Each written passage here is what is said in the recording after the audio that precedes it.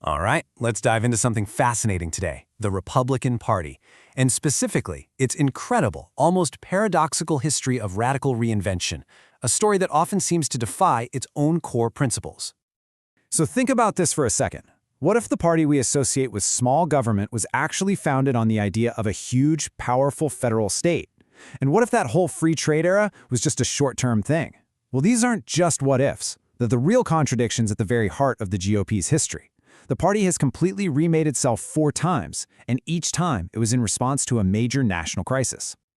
So, to really understand how we got to where we are today, we're going to walk through these 4 distinct periods, these 4 massive metamorphoses that have defined the party from the very beginning.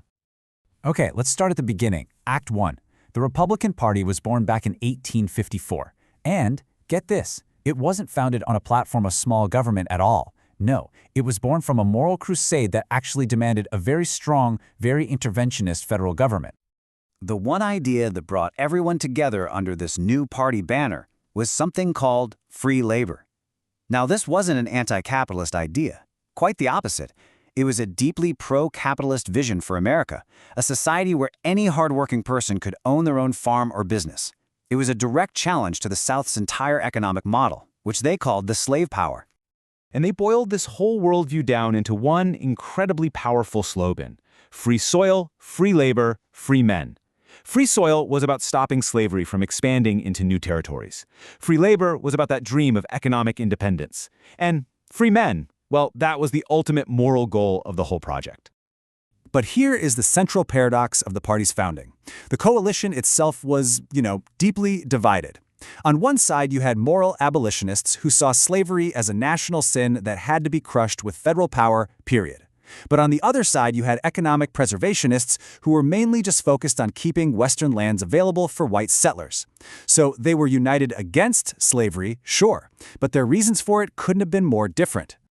Now for Act 2. After the Civil War, the party's focus shifts dramatically. The moral crusade to end slavery, that gives way to a brand new mission, using federal power to build America into an absolute industrial powerhouse.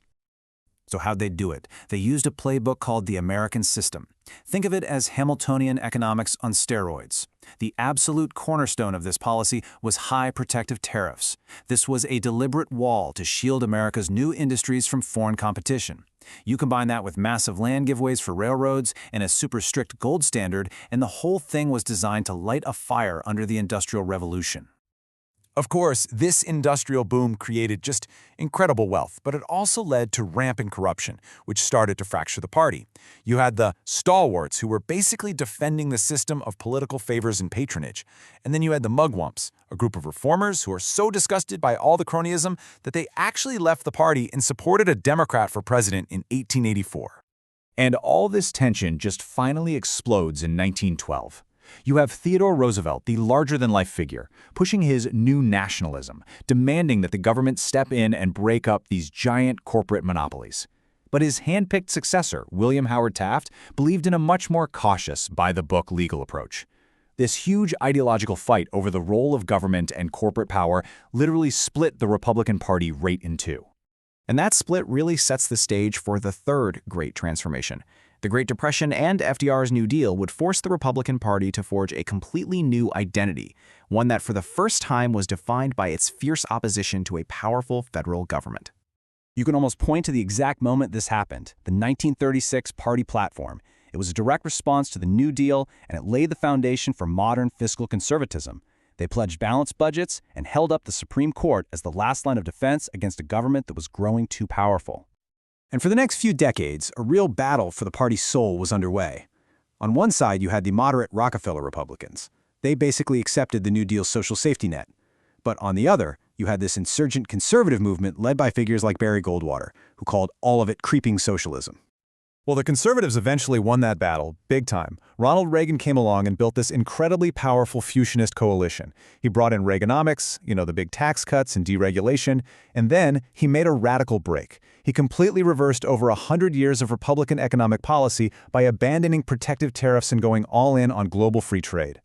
Which brings us right up to today, our fourth and final act, the dramatic rejection of that entire Reagan consensus in the 21st century, and the rise of a brand new nationalist philosophy. This new philosophy totally reoriented the party's priorities. Social conservatism was still there, of course, but a new nationalist agenda really took center stage. We're talking an America First foreign policy, a really hard line on immigration, and, this is key, a decisive break from that free market orthodoxy. And look, the biggest change here wasn't just about style or tone. It was a fundamental philosophical break with the free market, globalist ideas that had defined the party for nearly 40 years. It was a clear and unmistakable return to protectionism. And when you actually lay out the history like this, it is kind of stunning. The party's original commitment to high tariffs, that lasted for more than half a century. That whole free trade era, from World War II all the way to 2016, well, it's starting to look like the exception, not the rule. In a lot of ways, the GOP is just returning to its protectionist roots. So what you have today is a whole new landscape of competing factions. The nationalist or Trumpist wing is clearly dominant, but you still got traditional fiscal conservatives, libertarians, and neoconservatives, all in the mix, trying to steer the ship, creating this really complex and, frankly, often tense coalition. And this brings us right back to where we started. The central paradox is alive and well. The Republican Party, a party born from using federal power to achieve a national moral goal, has, after a long journey through small government advocacy, come back to using the power of the state for its big economic and cultural goals. If its history teaches us anything, it's that this party is defined by constant reinvention. It's transformed itself in response to slavery, to industrialization, to the Great Depression, and to globalization, which really leaves us with just one final, huge question to think about. What on earth will its fifth act look like?